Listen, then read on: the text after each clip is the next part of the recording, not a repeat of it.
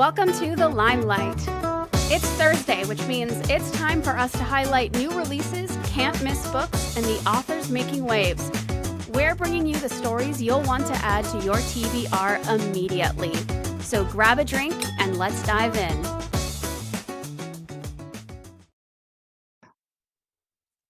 We are so excited to welcome Marissa Malson to the Limelight episode this Thursday. She is the author of The Consultants, which comes out August 17th, which if we are on Thursday today, when this podcast comes out, would have been just a couple days ago. So congratulations to Marissa. She also has her own publishing company and author services. So definitely be sure to check that out and listen for more information about that. But The Consultants follows Jane Smith, an average PI who discovers that solving murders is anything but average. The Average PI Jane series combines laugh-out-loud humor, suspense, lovable characters, and plenty of twists. Book 1, The Not-So-Average Life of Average Jane, launched in 2025. And Book 2, The Consultants, as mentioned, arrives this week, taking Jane and her team all the way to Spain to solve a cold case. I think Ocean's 11 meets Stephanie Plum is probably the best way to describe this book series, a mostly female cast and a whole lot of mysteries. So welcome to the podcast, Marissa. We are so excited to have you here to chat about not just the books, because those are so fun and interesting, but also your author services and your publishing journey, because it sounds a lot like ours and a lot of indie authors, and kind of how you've grown in that, where you are now, and your amazing Substack that you've also launched. I just have like so many questions meeting you for the first time. But did you have it planned out from the beginning, or was this like, this is going to be a series, or how did it go from the concept to like where it is now? Yeah. Well, the first one, I was never intending to write a book, so this is number one. Oh my gosh. Yeah, so The Not-So-Average Life of Average Jane. There she is. I like reading mysteries, but I never like had the desire to write a book. I never thought I could, never thought I would. It was like never a dream. But I go to yoga regularly, so it's not like I did anything like wild that like unlocked like my creative brain. But I was just going about my night, and like the prologue and like the first chapter were just like in my head. It was like so strange. It was like this voice, like, you know, that was just like there, which I've heard like songwriters say, and, you know, like creative people like that, but I've never experienced that. And so I was like, this is so weird. It wouldn't leave me alone. So I just started typing it in the notes app in my phone. And so I wrote the prologue and the first 3 chapters that night. And I was like, am I writing a book? I don't know. And so like I sent it to, oldest of 5 sisters, so I sent it to my sisters, and I was like, I don't know, like, am I writing a book? But like, you guys tell me if you don't like it. Like, I'm not offended. It's not my, you know, big dream. They're like, no, like, it's really good. Like, and we'd be honest and, you know, tell you nicely. And I know they would, if it wasn't like, you know, the direction to keep going in. So I quickly switched to my computer, kept writing, wrote the first one, and one of my sisters is also a designer, so she's my cover designer. My background's in marketing, so I was like, I never have dreamed of writing a book. Like, let's just see if we can like do this ourselves. And so I started my own publishing company, Just a Good Book Publishing, and I was like surprised so many people really liked the first book, and I really enjoyed the process. So I was thinking like, okay, I left the first book open for a sequel, and I thought it probably would be a series. So I always intended it to be that, but it's like very nice that like people were asking for a second book too. So it's just all very surprising. That's awesome. I get really woo woo. So yeah, totally. I think that like when it strikes, it strikes. Yeah. Right. Oh, yeah. Absolutely. Like the channel's open, you're ready to like receive the messages. I don't know. I get very woo-woo about it. So. No, I agree. I mean, it was just like all the things lined up at like the right time. I happened to be like down at visiting University of Dayton, where I went to school. They host the Irma Bombeck Writers Workshop. And so it's every other year. So they had one that year. It was sold out in person, so I joined it online. So I was like, all right, well, I'm writing this thing, but like that workshop helped me know like what to do next and like how to actually like get it to market. So like, yeah, I mean, all the things just like lined up at exactly the right time, I guess. Literally. And I think too, like these things like we get those like messages or that like call to write the book, but then we don't realize at the time how much it's going to change our life or like affect like literally every day after Yeah. that. Yeah. I mean, every person I think I've probably ever met in my entire life has like, been like reaching out like out of the woodwork, which is like so nice, but it's just like, you like just never know like what's going to happen. And yeah, so many people are, just like sending messages. So it's been nice to like reconnect with people in that way too and make new connections and meet fun new, people like you through the writing community. So yeah, it's awesome. It's so true. And then like, but now, so it sounds like you've started this whole author services part Yeah. of your publishing company too, and helping other people on that journey. So tell me more about that, because that seems like to go from like never even thinking about writing a book to like now having this whole business.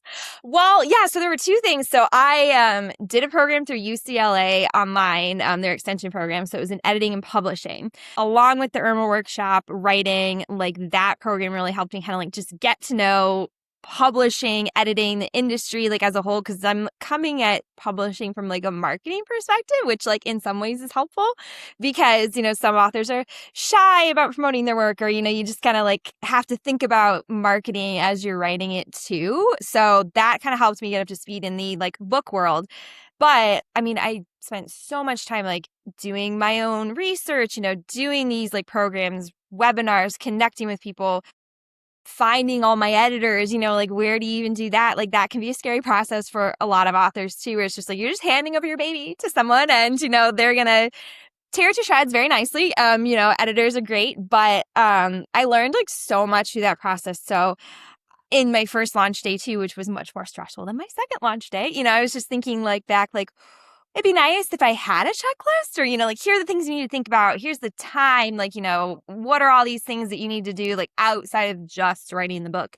And so, yeah, now that's something I've, started working with other authors on, whether it's, self-paced guides that I have on my website or, if they want to do something more one-on-one, like kind of structuring that out. But it's, goes from like, how do you even publish it on like KDP or Ingram Spark? Like, what does that look like? How do you find an editor? Where do you design? What's an ARC team? So it's all the things I wish I knew, kind of like built out like for hopefully making it easier for other authors in the future. It's so complicated. And there's there's this huge culture surrounding like indie publishing and like, like the ARC team. That's such a great point. That was something I had no idea about releasing a book. So that's awesome. So we can promote those services and like let everybody know that you are out there to offer your help and support.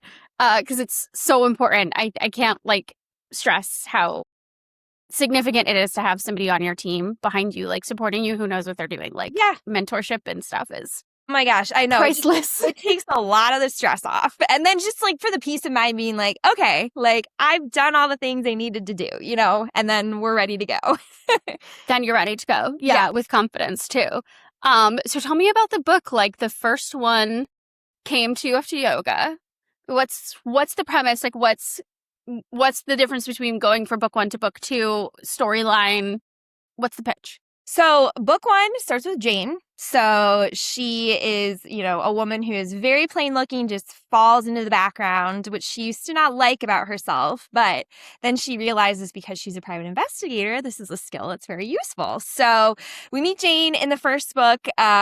She's about 24, kind of struggling in her love life, struggling in her business a little bit. And so her mother, nosy busybody, takes advantage of her services and says, hey, I want you to investigate these new neighbors in our neighborhood.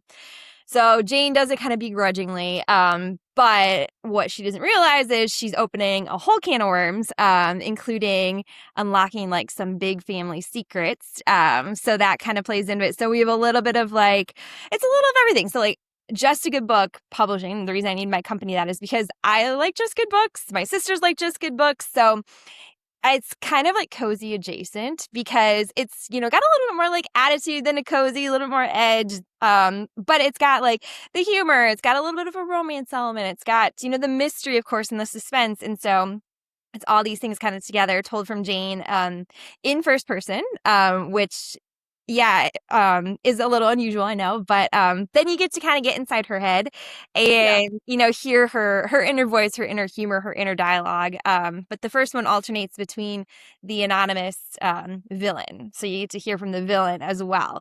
So she's kind of chasing these threads, and it takes her on a little bit of an adventure. So she starts it's Midwestern, so I'm from Michigan. Went to school in Ohio, so Jane's from Ohio.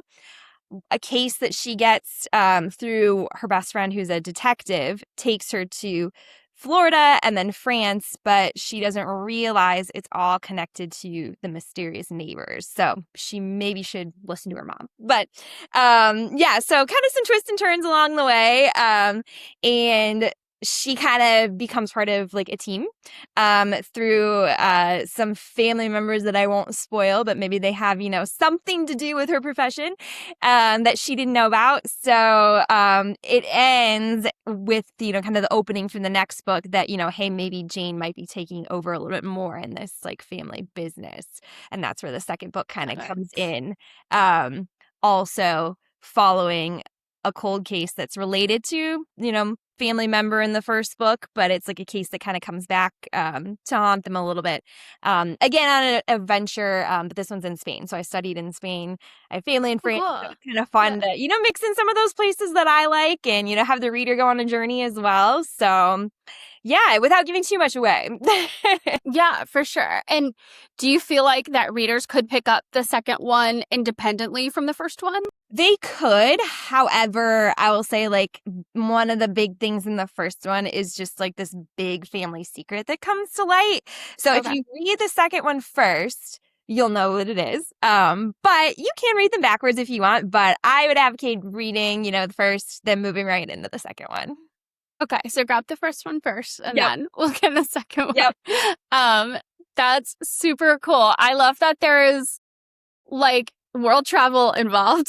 There's like mystery, but also this woman who's like very kind of like seemingly like starts out as kind of a homebody or like somebody who's like very unremarkable. Yeah, and she is, and she's is unremarkable, but she's, I think, confident and like, likes who she is. And she's just like, this is who I am. And, she knows how to like work it now to her advantage, where she's kind of just in and out of different places. And being underestimated, I think, is, helps her succeed because people, don't really, expect that from her. So in the first book, there is a heist and she outsmarts everybody, which I think is fun. So Wait, how do you write that? This is like what fascinates me about people who write like mystery or like crime stuff and everything. Like, where do the ideas come from, or like where do you do your research? How do you know how to write a heist? Like, it's so impressive to me. Thank you. Yeah. I,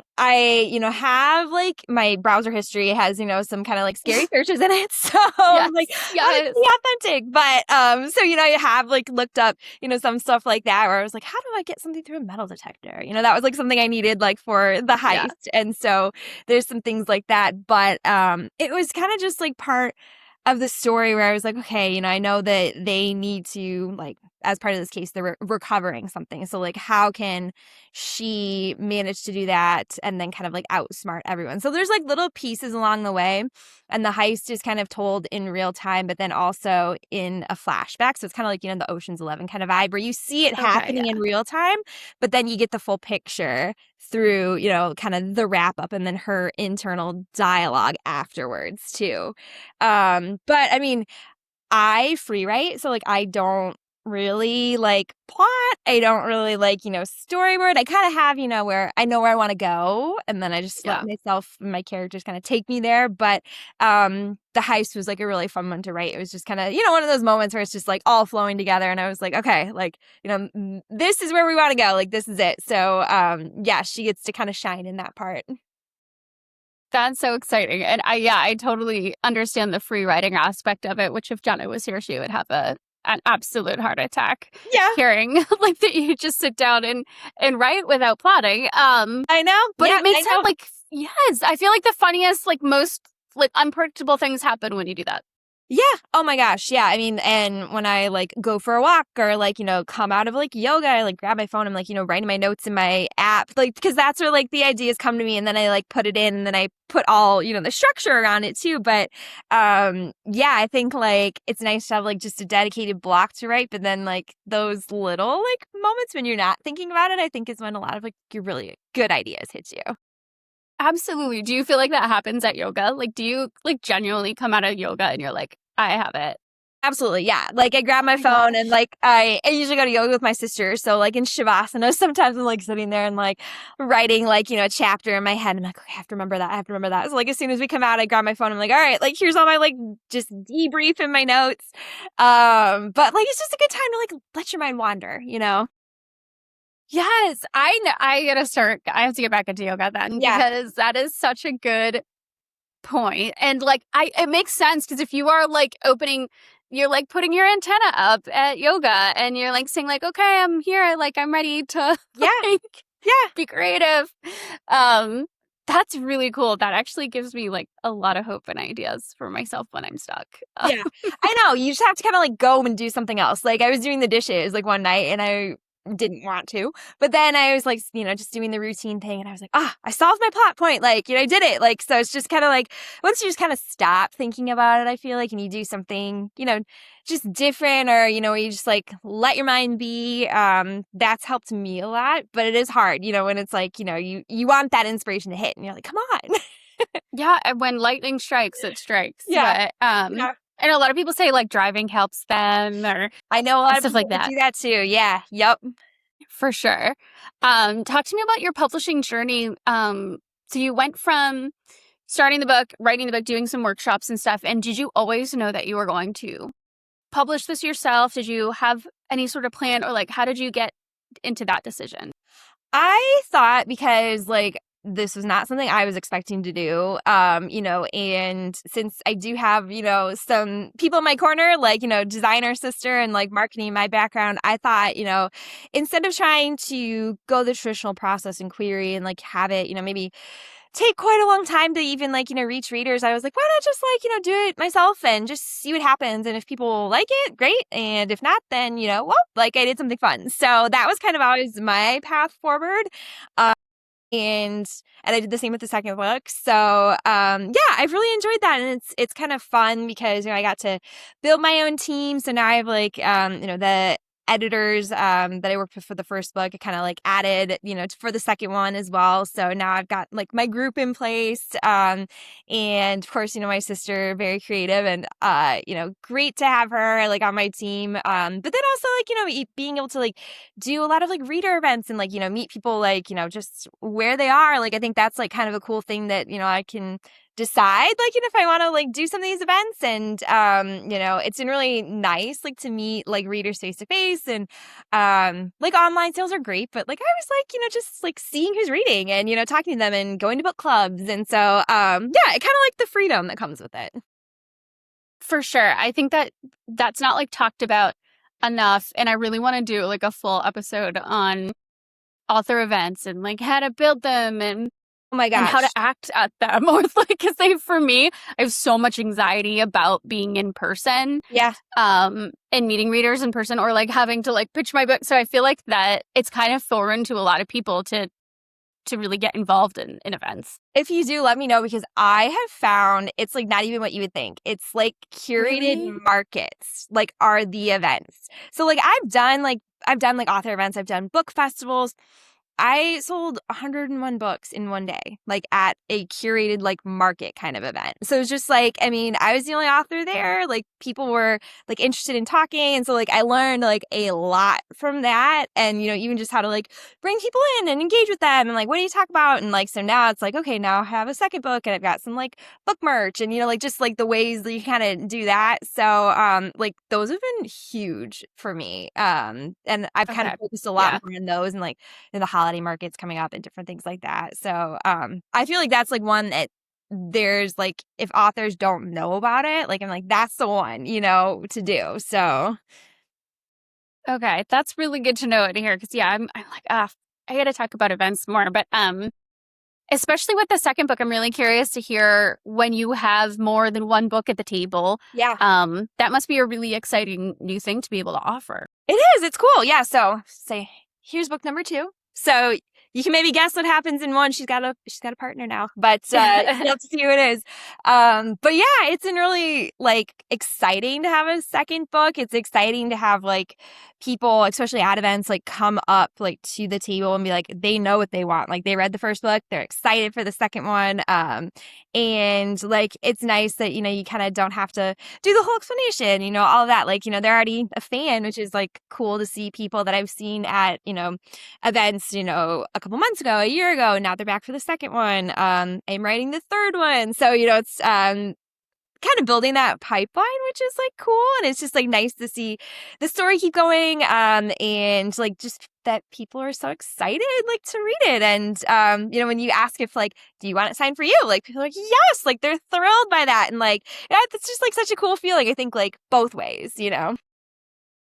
For sure. And it's very something I didn't realize going into being an indie author how excited people would be about it. Yeah, it was like that's a complete surprise. Anybody listening who's about to publish, like, be prepared to people are genuinely excited for you and happy for you. And it's most people are like, oh my gosh, I've never met an author. Like, you know, exactly. Really cool. And the first few times people said that, I was like, where's the author? And I was like, oh, yes.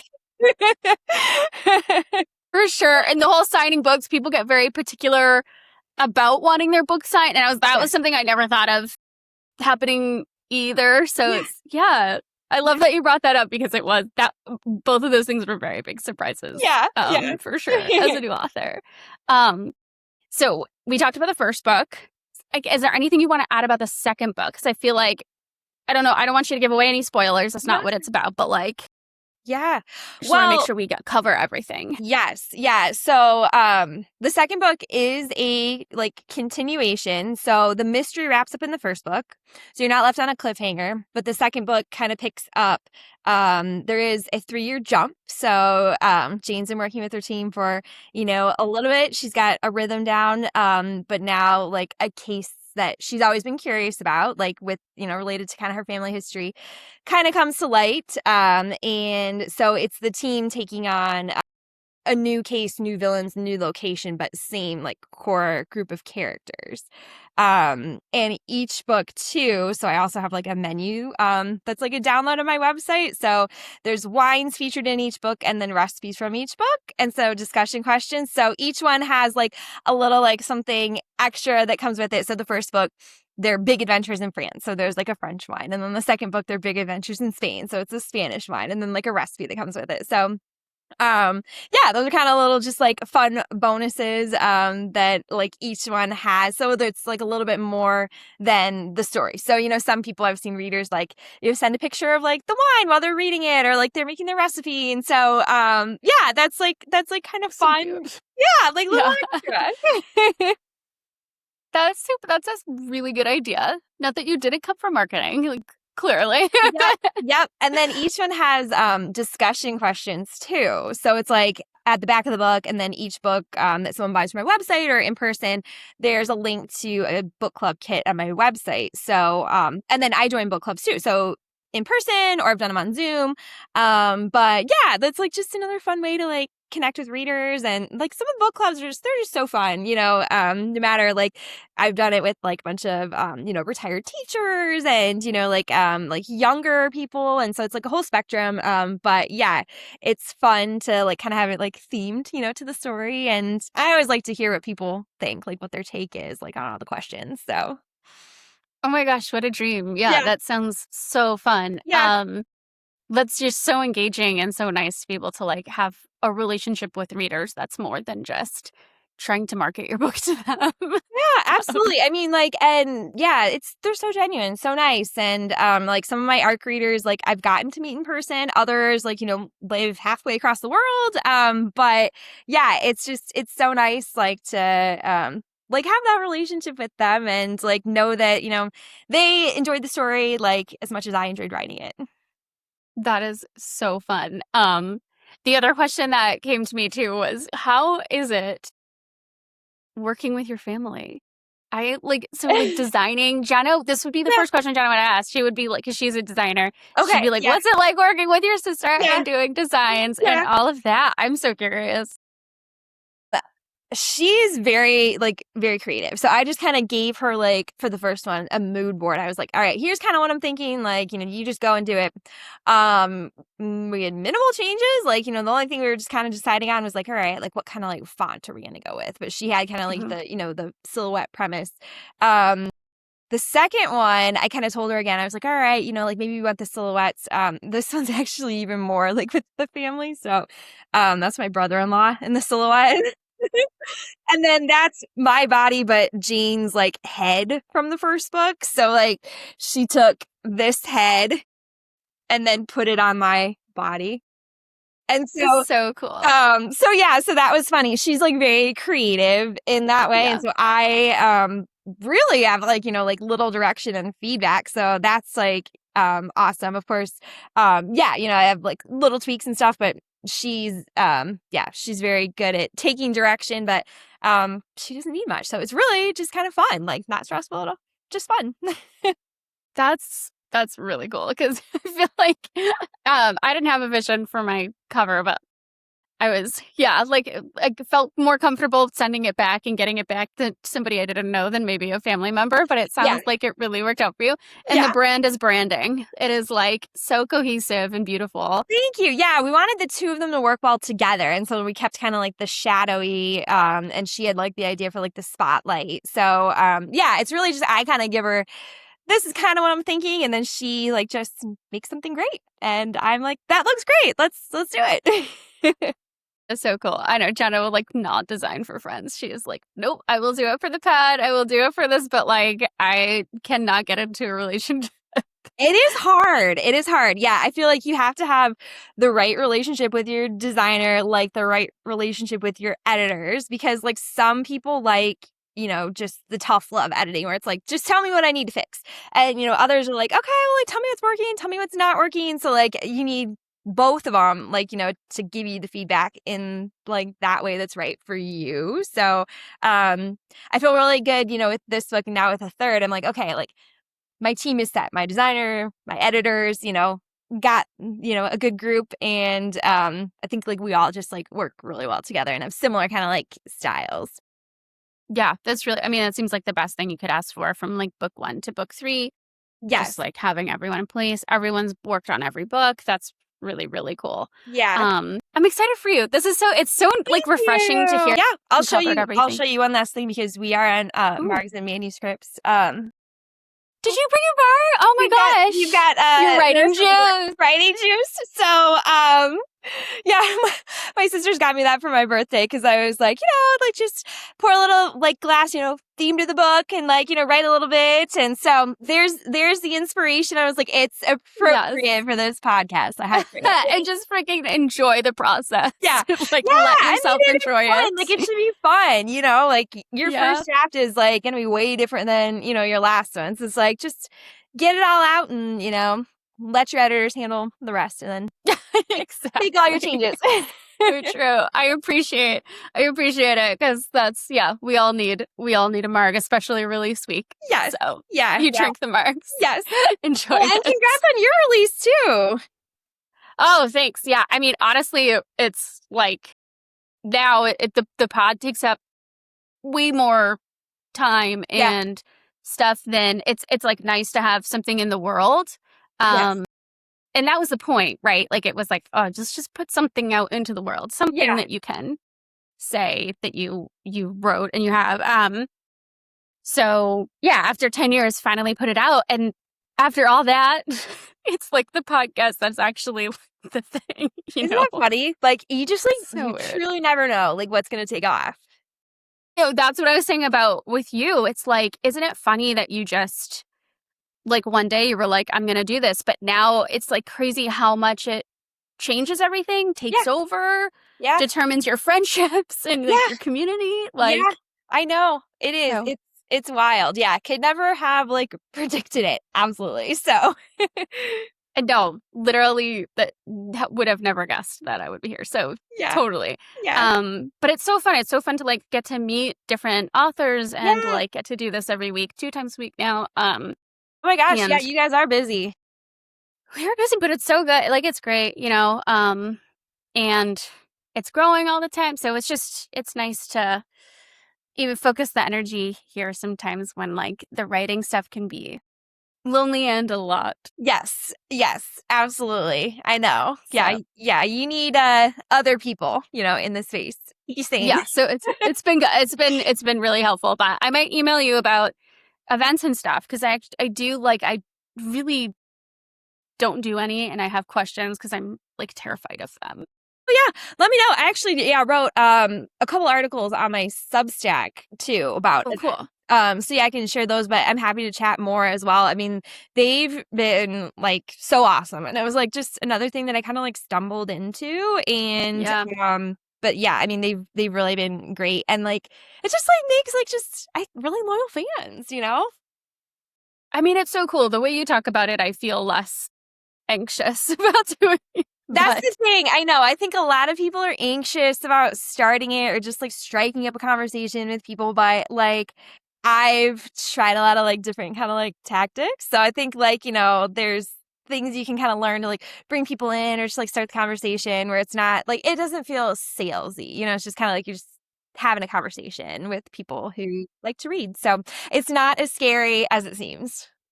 Okay, that's good to hear. I'll get in touch with you and like maybe we can get maybe like one more person on, maybe local to like New England or something, and we can all kind of have like an events chat. That'd be cool for an episode. I think it'd be super useful too. Yeah. So yeah, I'll probably get in touch with you sometime in the fall when I'm like, okay, we need a new episode. But yeah, so look out for that. Thanks for listening to this episode of The Limelight. If you would like your book featured in an upcoming Thursday episode, please visit our website, margsandmanuscripts.com. Cheers.